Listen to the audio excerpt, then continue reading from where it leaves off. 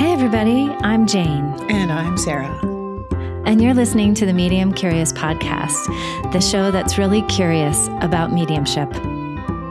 There you go. You did it. I'm phoning it in today. Yeah, and that's what we're doing today. We've collected questions. We've collected questions for a long time and some more questions recently. Because people have lots of questions about this business of mediumship and intuition and spirit and whatnot and woo-woo. So we hope to answer some of them. Not that we really have any answers. That's 100% what we were going to do is we're going to go, come on, we're going to answer your questions with more questions. We're good at that. That's what we do. That's our jam. Yeah. But to say more about that, Sue, we invited like the Claire Club to chime in with their questions. Yeah. Plus, I was going through old emails and had been keeping track of questions that I've gotten from people that I've talked to since we've been doing this. And so that's kind of a compilation of that as well. A collection of questions that I've gathered, plus some more recent ones from our Claire Club that we've reached out to say, hey, do you have questions? So we got a lot of questions. I don't know that we'll be able to get through all of them in this episode, but then we can do another one. So listeners, if you have questions, just write us at mediumcurious.com and let us know. Yeah, because we're going to answer your questions with our questions. Okay, so let's start with, what is your favorite question that you have compiled here, Sarah, that you want to answer? Ooh, well, okay. I don't know. I'm just scrolling through these right here, right now. Okay. Well, here's one that I know that we can't answer. Perfect. Start there. And the question is, where does our consciousness go? If we are not our bodies, what are we? And if we are pure consciousness, it's so intangible. What is that? What does it look and feel like? Oh my God. I mean, we can just like play with it and pretend like we know. Isn't that the plan though? Yeah. To play with it and pretend like we know. Okay. I can't even pretend to know the answer to that one, but I feel like it's the juiciest one. And I just put out a Sunday solo kind of about this, which is like, it's the mystery, right? Mm-hmm. It's the mystery that we're in. Oh my gosh. Yeah, for sure. I want to take a moment and just talk about your solo. I loved it so much. Aww. And I mean, genuinely, I always do. I always feel like it's like candy when it's Sunday morning and you've recorded a solo. I'm like, oh. I feel the same way about yours. Oh my gosh. That's sweet. I do. And I think that the word mystery by itself is just such a good and juicy word. Like hanging out in the mystery is such a, oh, it's so good. And this consciousness question is also so fun in that there's like it's so big. That's how it feels to me. Like when I tune into like, what is that? Where are we going? What is that? It's like so massive and we're like tiny models. That's how I picture it. Like we're like a railroad, like an end scale, you know what I mean? Like we're just tiny and that story is massive. And so that's the best way I can engage it is I can kind of like peek up at it and go like, oh, it's so big. What's for breakfast? Do you know what I mean? Like it's just like all I can do. But it's cool how they ask that question. It's like, it's so just grand and expansive. It is. I mean, the question itself is so grand and expansive and it feels so rich and it feels so layered and it's like so unanswerable and exactly what we are. Yeah. You know, and for me, it's like the question of like, what is God? What is all of creation?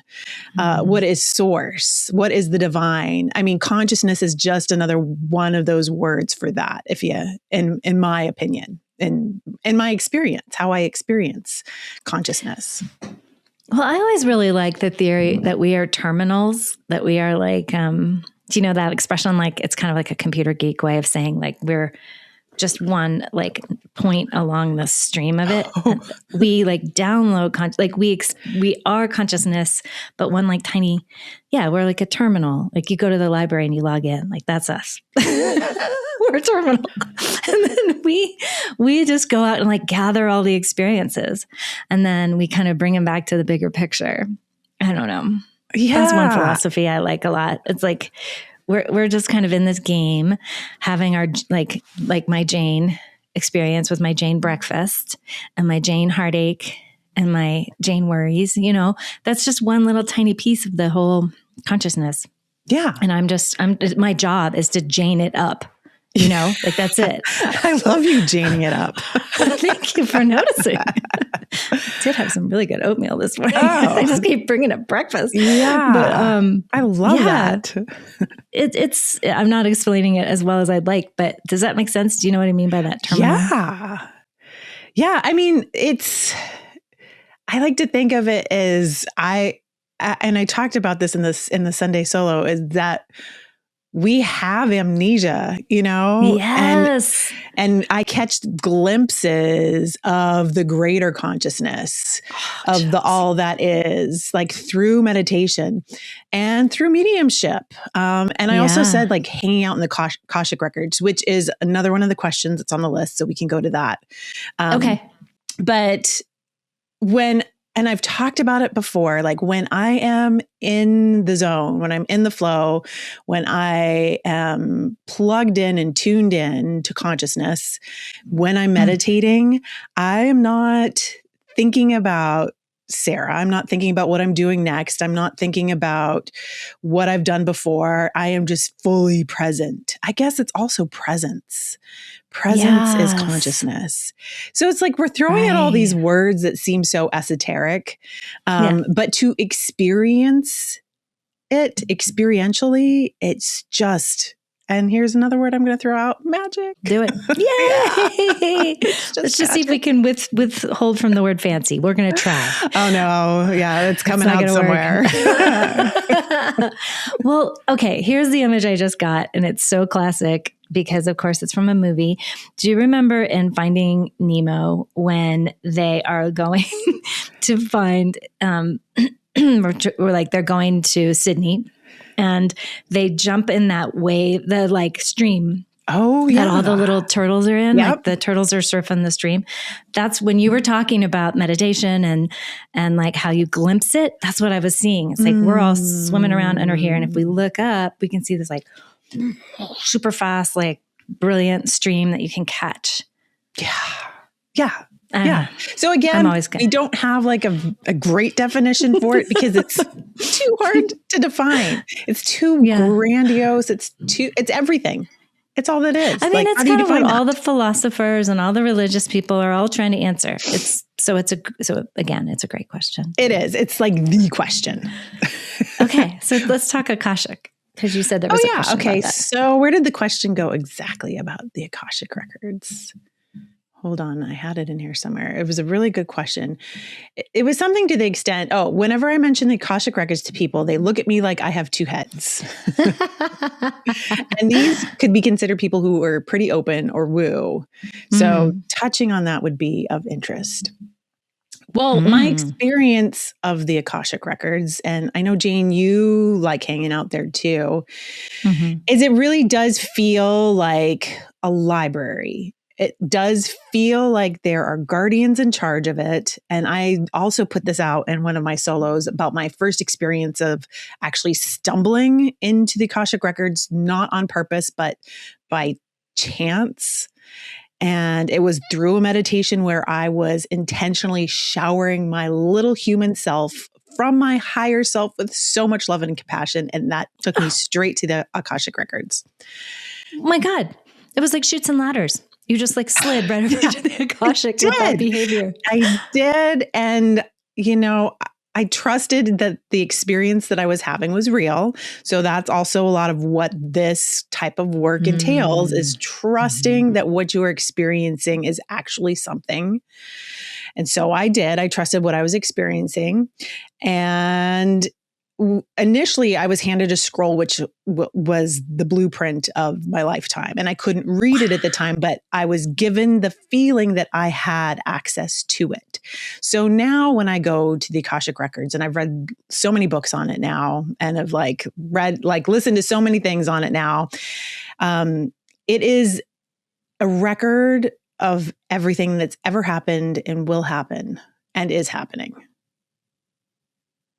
Yeah, so when I go there now, I use what is called the pathway prayer. Mm-hmm. And it has a vibration to it. It's from Linda Howe's book. Linda we can Howe. link it in the show notes. Yeah. We have before here. And I ask very specific questions when I'm in there. Because if you go in there and it's very broad, you're going to get a very broad answer. So when I go in there, I ask very specific questions and I get really specific answers. Like, do I need to get braces for this kid? And the answer is yes. Yes, you do. Yes, you do. Next. Welcome to the life of braces. Oh, good fun. For instance, I asked when my friend Eliza and I decided to be the PTA presidents of our local middle school, I asked, am I crazy? Are we doing the right thing? What should I be doing? And it said, the Akashic Record said, in a very eloquent way that I probably can't, describe exactly right here, right now, but that it was only a blip in time and that it was something about our relationship and the trajectory of our relationship to interact in this way, which was going to be good for us and our development and knowing what our capacity was. So, wow. And does that feel true now looking back? It's over. We're not the presidents anymore. It was a blip in time. It was a blip. And was it beautiful for your relationship? Yeah, I think so. Yeah, I think we both actually, as much work as it was, really enjoyed working in our community that way and serving that way because it was a real act of service too. And it feels good to do those big, grand acts of service. That was grand. That was 100% exceptionally grand. I remember thinking that it was kind of a fun tagline too, like PTA president, medium. Yeah. The Akashic is, it's a place that I like to visit. I obviously do it for clients. I know you do too. And it's so fun when I see it come on my calendar. I'm like, yes, awesome. Because just hanging out there has like such a healing. I just feel like I'm treated to such incredible information just on behalf of these beautiful people that come through, that sit in front of me. So I love it. And I kind of always forget that I can just go in there myself and get my own reading. And I've done it and it's exceptionally helpful. It just feels like sort of like the everything. You really like get to go and hang out with the everything, and the everything has eloquent answers. Right. It's a specific way of interacting with teachers, loved ones, and guides and the masters. And so that is going to lead us to another question that is on our list. Ooh. But maybe we don't have to go straight there, but we can kind of keep track of it. I call them the MLTOs. Masters, loved ones. Wait, no, that's not right. Masters, teachers, loved one. MTLOs. Masters, teachers, loved ones. Isn't that it? That's all it is. I throw guides in there as well. Yeah. I kind of feel like they're all the same. Oh, why don't we go to guides? Or no, you had a good place to go. Where were you going? Well, there was another question that I've gotten many times in many different ways. And I think it's a big, huge question that people have. Let's see. And it's, so here's one. I always think of my grandmother that being with me as one of my angels, and I hope she is, but I worry that she sees the bad things that I do. What are your thoughts? And there's another similar question in here about, do people we love in spirit see us like putting on our Spanx? Well, if they were, they would try to talk us out of it because Spanx hurt. Yeah. Oh my God, I love that question so much. That's such a good one. I used to worry about that. I used to like, and because I definitely always felt like my grandparents were around, even way before I got into mediumship. Oh, really? And I always felt like that. I grew up believing in heaven, and then I totally went the science route after that. And, but could never quite get past my grandparents are in spirit, and they're watching me be a wild, crazy 20-something-year-old, Oh, right. Dancing on the bar. Yeah. It's like, yeah. So what are your thoughts? But wait, how did you get past that? You said you used to be afraid of it and then something shifted. What shifted? Well, I think as I became a medium, I realized that there's no judgment. Spirit has no judgment. Okay. Yeah. And that's another thing that I've really learned in the Akashic Records. There is no judgment in the Akashic Records. There's just so much compassion. For what we are going through as human beings in this experience. Yeah. Being in this body equals celebrated. You are a hero for coming to Earth. You are kicking ass. That's not how they say it. Taking one for the team. Yeah. Brave little one. Yeah. Okay. So no judgment was how you got, that's pretty much my experience too, is that I used to have so remember my ex-boyfriend is on the other side. And for some reason I would often think of him in the shower and I'd be like, gosh, dang it. Damn kid. You know what I mean? So I was like, is it? And then oh my gosh. Okay. So I saw this movie last night. I bet a bunch of y'all have already seen it. It's with Ryan Gosling. And if you want to spend 2 hours with Ryan Gosling, go see it. And I know we all do, so you should go see it. It's called the Hail Mary Project. And there's this one scene, and I won't give anything away, where there's a particular perspective that someone in the movie sees, where it's almost like, oh my God, do you remember those toys that were all the silver, almost like nails, and you put your hand in it and it would make an imprint? Yeah. Okay. So that's kind of how this character saw things. And that's what just popped in for me. It's like, they're not seeing our dimension in the way that we see each other. They're there's just a totally different way that they experience us. So they're not watching us in the shower, or they're not having sex or something. It's just so not on their radar, if that makes sense. Yeah, they don't care. Zero interest. Yeah, exactly. So we get to be humans and make dumb mistakes or whatever. And we get to do that with some privacy. That's how I experience it. It's just I just don't worry about it. And I also have a thing that I do where if, for example, I have this grandmother who I deeply love, and I'm repairing my relationship with her now. But I was talking with a family member about some of the, drama of my childhood with this woman. And I will say, just processing. And it's almost like I've invoked a privacy shield where I'm I need to process about my grandmother, but I don't want her to come forward, because in my experience, when we call someone's name, Kevin is now here. I know you can damn. I invoked him. He's here. So do you see what I'm saying? But I just sort of put up this privacy shield. I'm just processing, because as a human, we have rights and we get to process and we get privacy. Yes. So that's how humans get the right of way. And in my experience, yes. Humans get the right of way. Keep that on a sticky by your computer. So what you were saying, Jane, is that if you are scared of anybody seeing anything, embodied or not, does this work for can you put the processing shield up and start thinking bad thoughts about your neighbor? A little bit, but keep it short, because you're just going to you're going to toxify your own field. There we go. Okay. But I do there are times when, even in just say a therapy session, we do need to just sort through our stuff and process. It's just processing. And then you can, protect yourself from and protect them, essentially. If I'm annoyed with my grandmother, I don't want her feeling all those vibes on the other side. But, her human behavior was not amazing, just processing. Well, here's the question. And I think this is what the underlying question for our listeners is. Do do you get your feelings hurt on the other side? Like, does our grandmother in spirit get her feelings hurt if we talk badly about her? I mean, I know what I don't really think so. Yeah, Do I you? don't think so either. Yeah. I think it's sort of back to that feeling of like, aw, little humans. Yeah.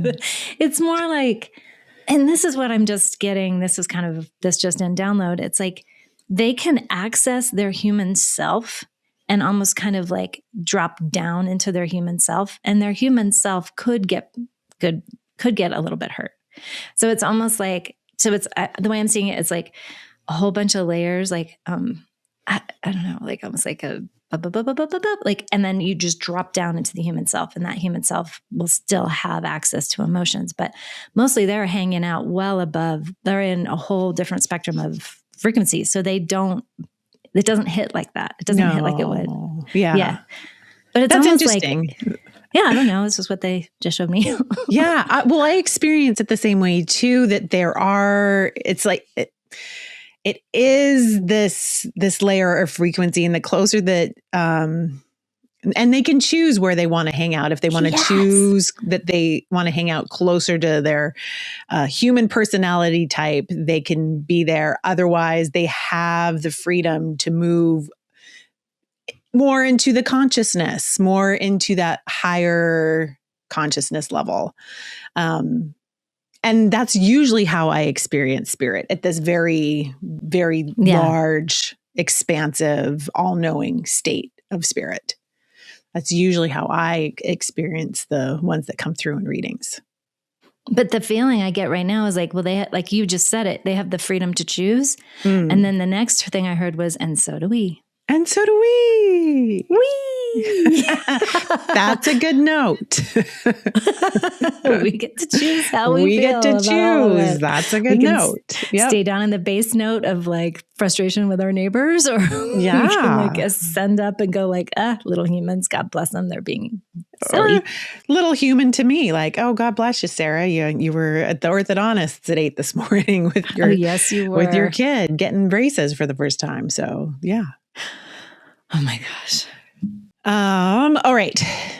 Do we feel like we sufficiently answered that one? So no, you don't have to be scared if your grandma sees you putting on your Spanx. She doesn't care. No, but she will try to talk you out of it.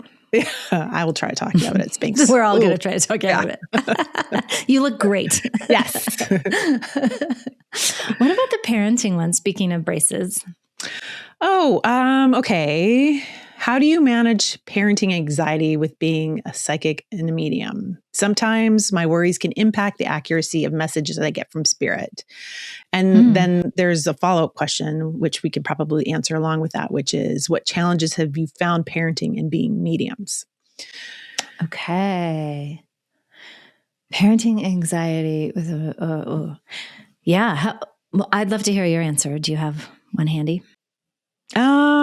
Well, anytime I'm anxious, especially now that being a medium has required me to get really in tune with all of my feelings.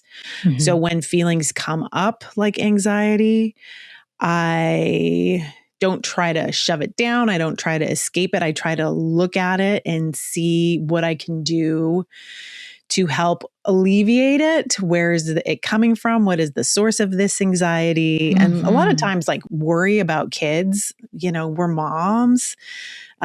Is this anxiety helpful? Is this helping my child? What is this anxiety doing to me? Where is this anxiety rooted? So like, it's like surrounding myself with what I need, like mothering myself so that I can mother my kid without projecting my anxiety onto them. So that kind of separates. Being a medium has made me look at that. So I think that's the segue into mediumship, parenthood, mediumship. Well, it kind of goes to the Lauren Robertson version of mediumship, which is that you are going to need to look at your stuff and you're going to be able to figure out how to parent yourself through moments like that. And I just love her brand of mediumship teaching. And like I just recently had someone that was talking about working with me, and I was like, well, it's almost like the lineage is like, well, I ascribe to the mediumship teachings where, you know, your stuff's going to come up and you're going to be gifted the opportunity to deal. And so what tools do you have at the ready? And it sounds like those tools that you just described were so beautiful.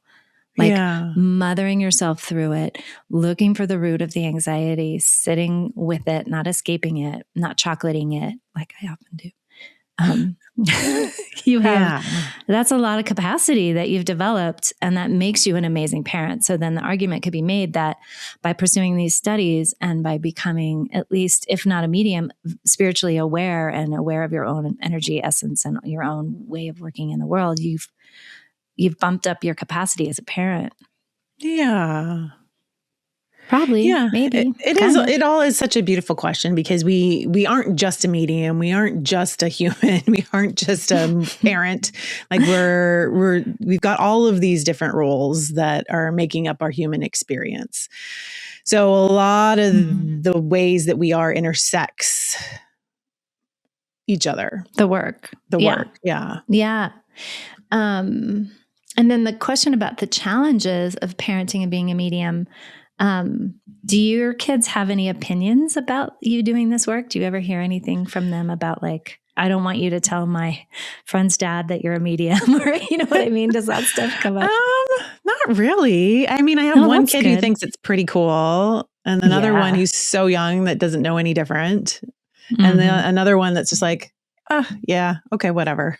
Whatever. Yeah. Yeah. I don't know. I find that I'm in a new community and I am pretty careful. Like I was at a thing with a bunch of parents and I was not going to tell anybody what I did. There was a lot of Bible study talk and I was like, I think I'm not going to bring it up. I'm going to talk about my filmmaker life. Yeah. So that's the one impact is like, I want to just be precise about it. And like, I'm less and less and less and less and less concerned.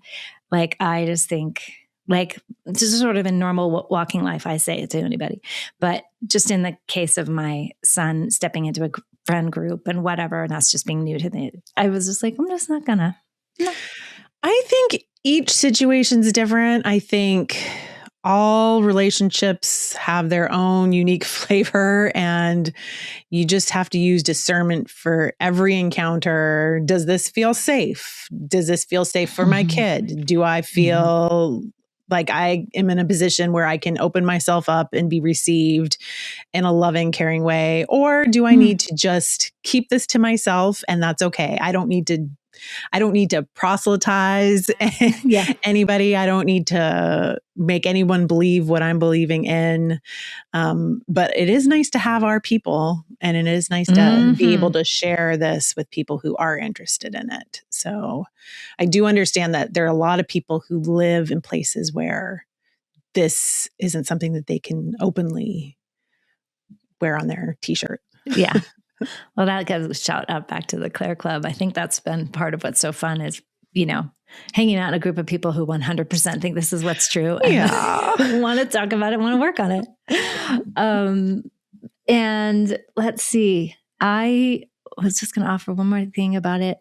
Well, I think, we've had some really amazing guests, including the amazing Lauren, who we just had on, who's a mama. And she talked about how she talked a lot about that parenting piece and how that it's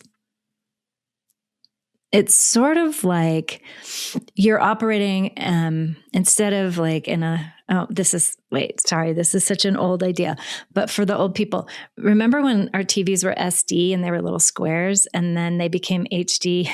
Like that's how I feel. Like once we come online and we start to see all these bigger pictures, it's like our view gets so much bigger. And I feel like that's always going to be a gift. Like all this perspective and all this extra capacity to hold for. Like I just did a reading this morning and the spirit was coming in saying, I just want you to know that I came to earth to experience the highs and the lows.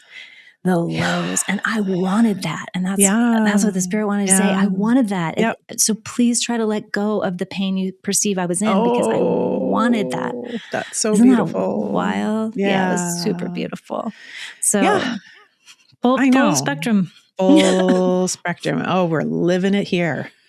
We're living it here. The full spectrum. Okay. Well, okay. Then just to continue the parent questions for a little bit longer. How do you find time to meditate as a mom?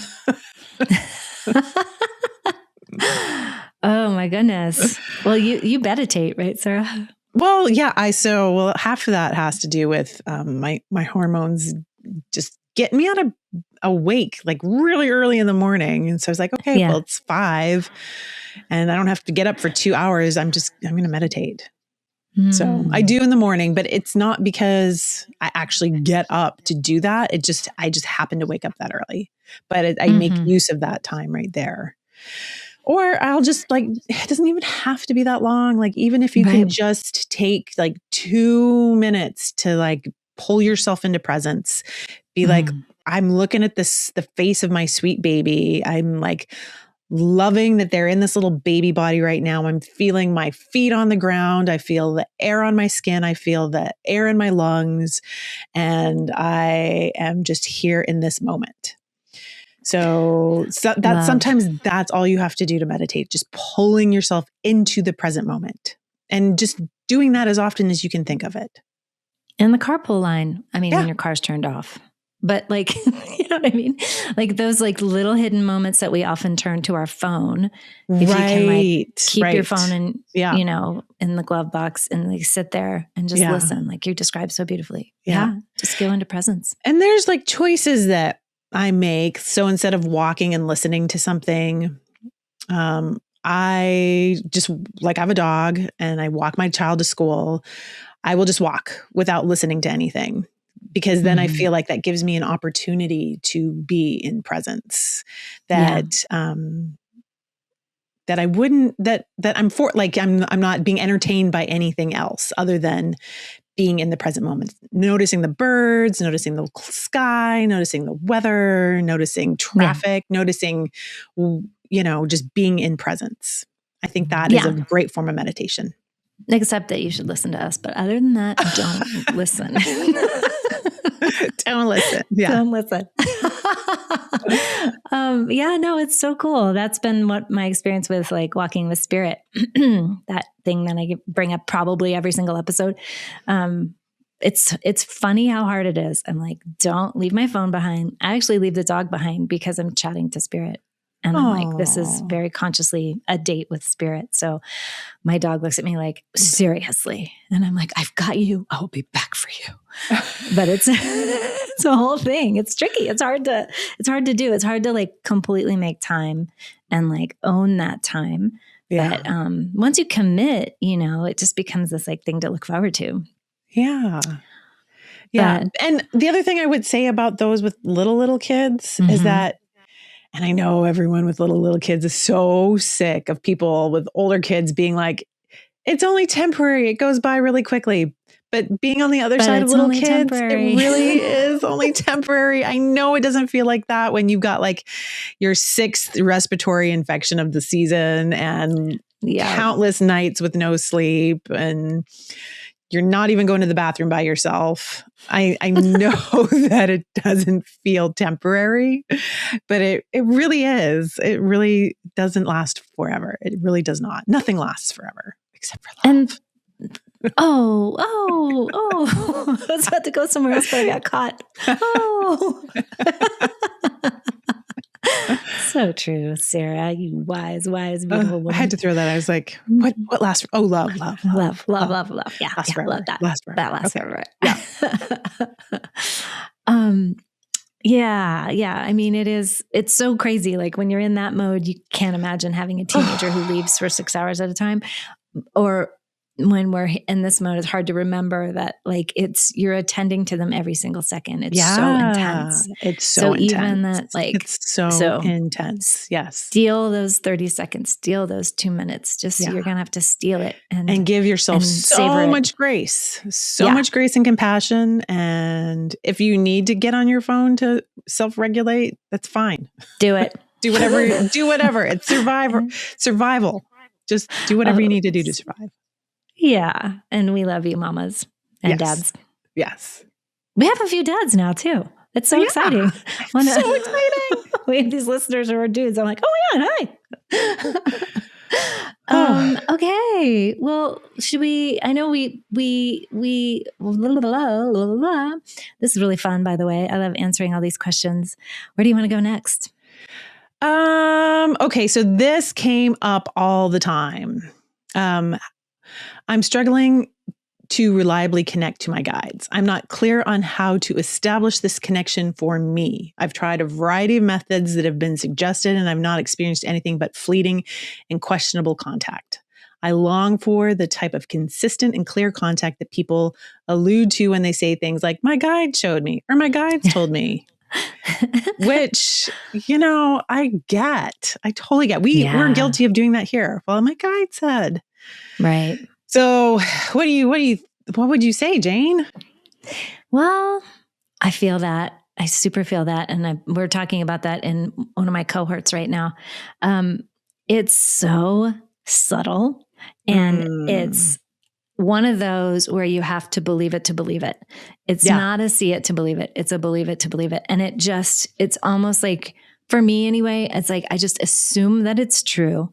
And then I ask for signs. I mean, that's something that you've promoted before, which I really love. It's like, I say to my guides, I know y'all are here, and I kind of like feel them behind me, but it's so subtle, guys. It's like, I really have just almost decided that it's true. Yeah. And then I've done some really fun, and we actually provide one of these in our course that we've just launched recently.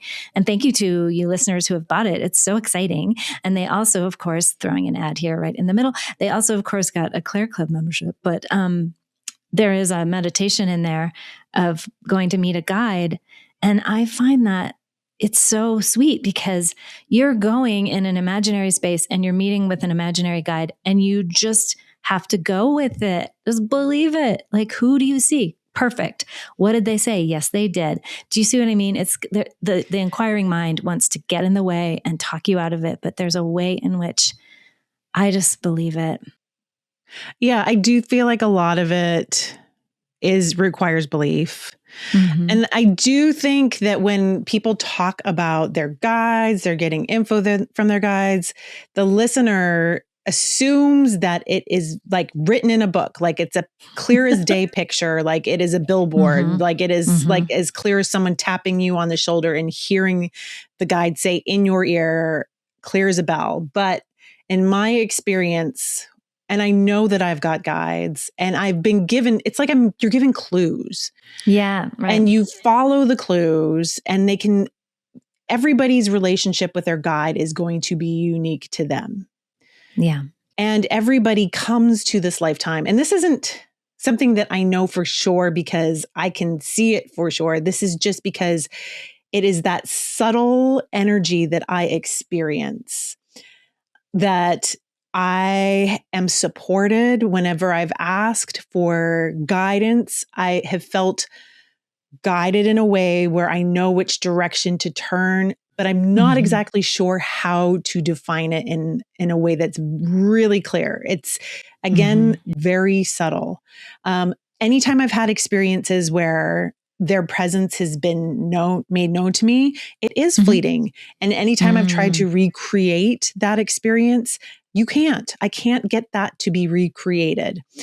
So what I've been told is that when we are born, when we come to this earth, we are set up with our guides ahead of time. And I've heard this from many, many, many, many different people. And I'm not sure how they know this, but I've heard it many, many times that our guides are agreed upon before we come into this lifetime. And they're so close to us that it feels like they are us. So feeling a separation from them in order to identify them isn't even really possible, because it would require them moving away from us in order for us to identify them, because they're so a part of us. And I have been told this as well, and I now run this, that if you don't ask them specifically for help, they're just supposed to be with you and allow you to choose what it is you're going to choose without interfering or getting in the way or changing the trajectory of your free will.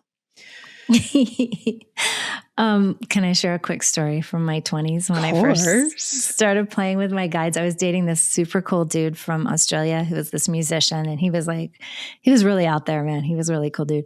And I would say something like, well, I believe my guides have just told me, and it would be kind of like the harder road.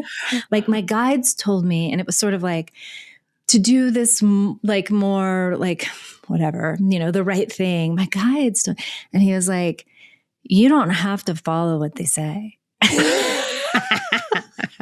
Mostly because he wanted to get into trouble with me.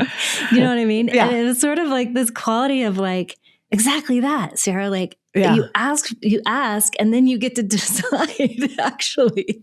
Because sometimes your guides may be very much in promoting your growth. And sometimes your growth is going to be a little bit of a harder path, right? So I've always had to kind of go like, it's almost like chat in a way. Like, how I actually don't use chat much at all anymore, but the prompts are really meaningful. Like how you ask the question of chat is going to discern how, your answers are going to come back. Well, it's the same with your guides. It's like, if I ask like, what's the way I can grow the most right now? They're going to give me something different than I need ease and grace. And what's like the way to like decelerate my nervous system? I'm going to get a different answer. Yeah. Does all that make sense? So it's like it's really powerful relationship. And it kind of goes back to this idea of how you invest in this relationship is how this relationship shows up for you, like any relationship. Yeah. Like the relationship with your dearest friends, with your sweethearts, with your kids. You invest time and you invest attention. And so it's the same for me anyway with my guides, where I'm like, I tune in and I go, hello? And I'm like, hello. And the other way that I really love working with guides, and I think this was like my beginner 101 with guides.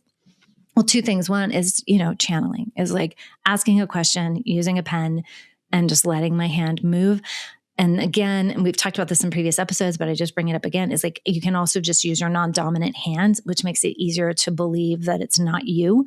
The you. And then the other thing is I love using oracle cards. I work with my guides a lot using oracle cards. I'm like, okay, y'all, I need guidance here. And then boom, I get it. And it's fun because I can get it in my mind. I'll hear whatever the answer is. Yes, you're going to go towards this new adventure or whatever. And then the card will back it up. Yeah. Does that work for you? Do you feel like you work with guides? I'm a huge oracle card user. Yes, absolutely. 100%. It always blows my mind how specific it is. And it always speaks to what's going on in my life at that moment. Yeah. And do you feel like that's part of your guidance system? Like, would you consider that guides? I do consider that. But also too, I feel like it's important to say that when we talk about our guides, somehow that puts our internal guidance system or intuition outside of us. And sometimes that going inward, getting quiet, being still, and going inside is where we're going to get that guidance. And our guides are there as well. Like I always feel like my higher self, my soul level self, my spirit self is my guide. Yes. Knows the full picture and is helping me choose the right things and has my best interest, because that is me. That's my highest level self. And that's my inner self. So it's so hard to put to words exactly, because all of this is so intangible. All of this is so ethereal. But that feeling of having to go outside ourselves to look for guidance, we don't. We can just pull it all back in and be quiet inside ourselves, like move into our heart space. If looking to guidance outside of ourselves and playing with our guides doesn't work for us, like go into your heart space, feel into your heart and feel what the guidance is that you're getting from that center. And that is just as much your guides as anything else. Yeah. In fact, I think that's a perfect way to access it. Yeah. And the body being, your main instrument that you use to tune, like your body is where your guidance, like, this idea of like, oh, I trust my gut, or, my intuition is often like, being tugged on, like your intuition tugs you in one direction or another. That's like super subtle, but it's also in the body. So I love the idea of going into the heart space. That's gorgeous. Yeah. And I think the difference is knowing the difference between your head space, rationalizing things, thinking things through logically, all of our belief systems, all of the shoulds, all the cultural pressure, everything exists within the head space of decision making, and then separating that from your heart space. Like that's where the gut is. That's where the intuition is. That's where the divine guidance is. I mean, the brain and the mind, it's super useful. Good stuff. Lots of technology there. Lots of processing power. Like technology, we're here for it. Like it's kind of like the computer, and it's fantastic. But if you want information that's going to be guidance and subtle, and your brain isn't really probably the place. It's like you say, it's in the heart, it's in the gut. And it's that separation is again, it's kind of part of why meditation is so rad, because we can get that little bit of space from the thoughts, the thinky brain, and that space to kind thinky of brain to drop down into the sweetness of a heart-centered moment. I would just like to say, I feel like I found one other question there is like, how do you trust your intuition? And so the intuition for me, to keep it out of the thinky brain, because as soon as you get it into the thinky brain, you can think of like 5 different scenarios, how it's all going to go. And you're going to have a hard time choosing which is the right choice. If you process it through the thinky brain, if you just process it through your gut, through your intuition, it's going to come like a pop. It's going to come quick. It's going to come like a quick knowing. And you just grab it and don't think about it too much. Yeah. And it's not going to be scary. It's going to be surprising, and it's going to be fun. Yeah. It's going to have it often does have an element of surprise, or it might just have such a like deep resonant knowing. There's like a gong feeling to it too. Yeah. The other thing I like to do is if a new piece of information comes in and I'm like, who dat? You know what I mean? Like I will measure it. I will sort of like ping my higher self, and I'll be like, divine and sacred, the higher self of me, is this true? And so then I listen for a yes or a no. And we've talked about this a lot here, like yeses and nos for me. I have a couple. One is my head will go one way or another.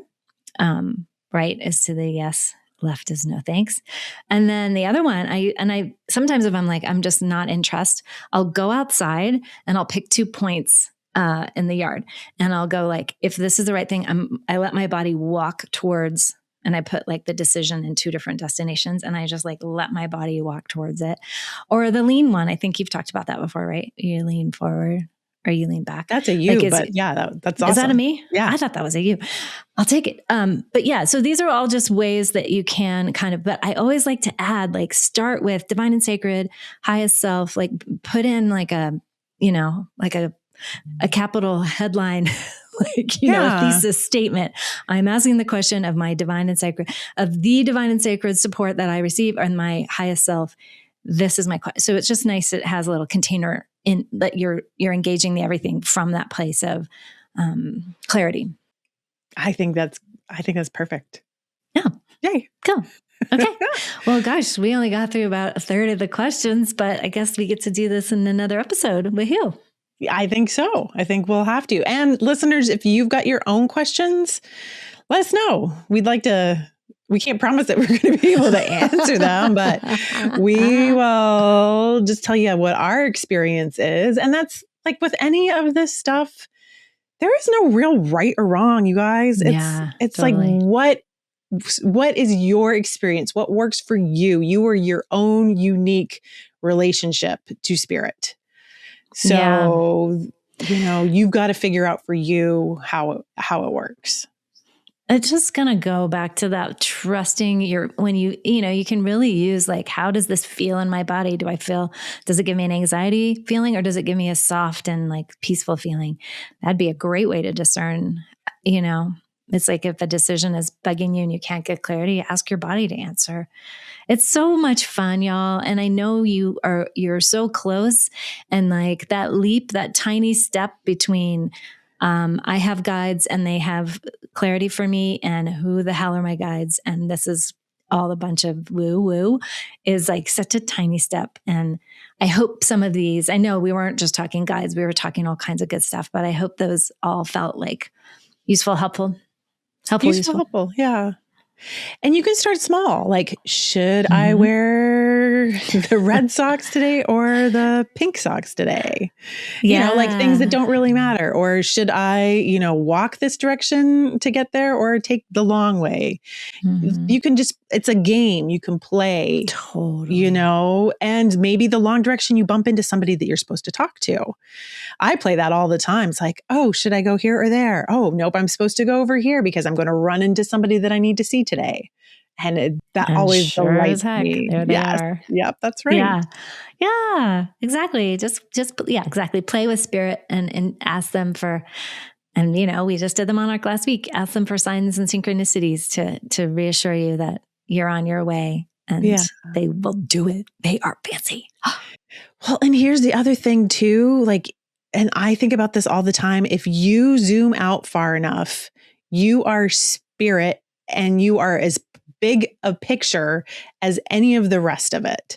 So it's not like you're just floundering here in this little tiny you version. You can just zoom out to the biggest perspective ever and you are spirit, that big grandiose spirit. I don't know if that's helpful to anybody, but no, it so is. It's kind of that thing like you're not spirit and a body. Your body is just a little part of your big old spirit. Yeah. Isn't that? Yes. Again, I think that's you. Yeah. I said it weirder. We're like driving these little bodies like do. You're just taking for a joyride. Yeah. For somewhere between, 70 and 100 years or so or something. Yeah. Okay. Well, I guess we're out of time, my friend. So we should wrap it up. But any other announcements or fun stuff you want to share before we close? Just send us more questions because there's a lot of people have a lot of questions. We didn't get to them all today, so we'll have to do it again. And also with the class, the Psychic and Intuition 101, what do we call it? Intuition and Psychic Mediumship class. Learn to trust the signal. Learn to trust the signal. Yes. You can, in that course, ask us questions and we will respond. So that'd be another way to get your questions answered. Yay. Okay. Well, thank you, Sarah. This was really fun. Thanks for collecting the questions and being so brilliant at answering them. You can't help it. I know nothing. I know nothing. I do nothing. We are faking it. Big disclaimer. We're just here. We're just a couple of mama mediums doing our best. Yeah. You can't get this wrong, you guys. You cannot get this wrong. Like there's no wrong way to do this. You're doing it right. With that pure heart of yours, you're going to do it perfectly. You're doing it right. All right, dear friends. We love y'all. Love ya. I love you, Sarah. Bye. Bye. Very Soul is our sponsor for Medium Curious. Jane and I are both Very Soul mediums. Oh, yes, we are. Verysoul.com, y'all. Inspired by spirit, guided by love, and brought to life by mediums.